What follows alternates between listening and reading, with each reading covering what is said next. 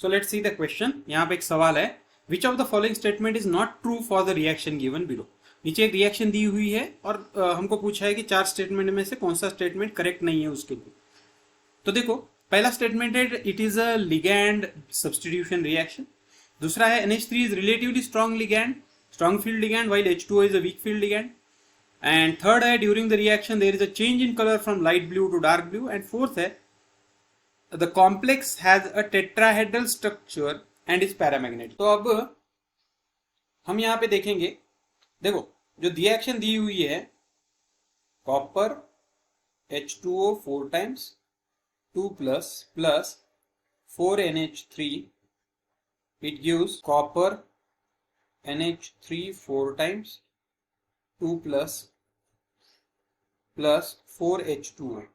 Okay, अब देखो इस रिएक्शन में हमें मालूम है ये क्या है, इट इज लिगैंड। NH3 भी क्या है, लिगैंड है।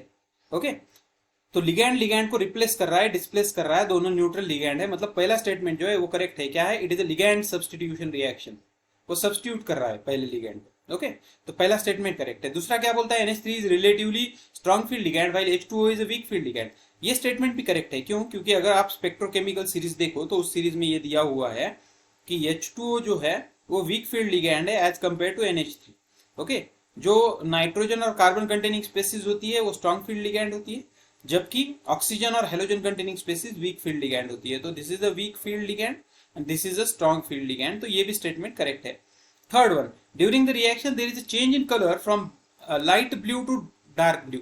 अब देखो ये जो कॉम्प्लेक्स है इसमें वाटर एज ए लिगैंड है, तो इसका कलर जो है वो लाइट ब्लू होगा। Okay, it is of light blue. जबकि सब्स्टिट्यूशन रिएक्शन के बाद यहाँ पे आ जाता है अमोनिया, और अमोनिया की वजह से इसका कलर जो होता है वो डार्क ब्लू हो जाता है। ओके, तो इसका मतलब ये भी स्टेटमेंट करेक्ट है। तो बचा एक ही स्टेटमेंट, वो क्या बोलता है कि copper NH3 taken 4 times 2 plus is a tetrahedral structure and is paramagnetic. तो हम देखेंगे, देखो कॉपर NH3 4 times 2 plus। अब देखो यहाँ पे अगर ऑक्सीजन स्टेट निकाले तो X + 0 इज इक्वल टू +2, मतलब X की ऑक्सीजन स्टेट आ गई +2, मतलब कॉपर आ गया +2 स्टेट में।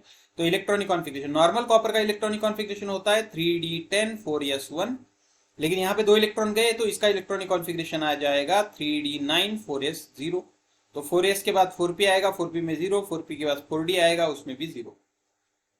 अब यहाँ पे NH3 जो है वो स्ट्रॉन्ग फील्ड लिगैंड है, लेकिन यहाँ पे वो देखने की जरूरत नहीं है एक्चुअली, क्योंकि यहाँ पे ऑलरेडी 9 इलेक्ट्रॉन है, 9 इलेक्ट्रॉन्स आर देयर। ओके, तो यहाँ पे क्या होगा, यहाँ पे एक इफेक्ट लगता है जिसको बोला जाता है Jahn Teller distortion effect. Okay, actually 1 2 3 4 5 6 7 8 और 9 इलेक्ट्रॉन है। 4s में नहीं है और p में भी नहीं है, जबकि आगे d है। तो यहाँ पे भी ओके, इस तरह से। अब यहाँ पे जॉन टेलर इफेक्ट की वजह से क्या होता है, जॉन टेलर डिस्टॉर्शन इफेक्ट, इसकी वजह से क्या होता है, ये इलेक्ट्रॉन जो है स्टेबिलिटी एक्वायर करने के लिए चला जाता है p में। ओके, चला जाता है p में। ओके, और p में जाने के बाद हमको नया इलेक्ट्रॉनिक कॉन्फ़िगरेशन मिलेगा, वो इस तरह का होगा 3d8 4s0 एंड 4p1।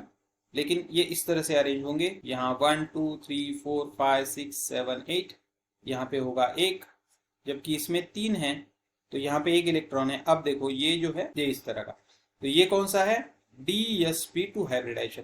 और हमको मालूम है dsp2 हाइब्रिडाइजेशन कौन सी ज्योमेट्री दिखाता है, स्क्वायर प्लानर। मतलब यहाँ पे दिया है टेट्राहेड्रल, तो ये रॉन्ग है। Okay, which is not correct, last option is the not correct one. So hope you understood it well. Best of luck.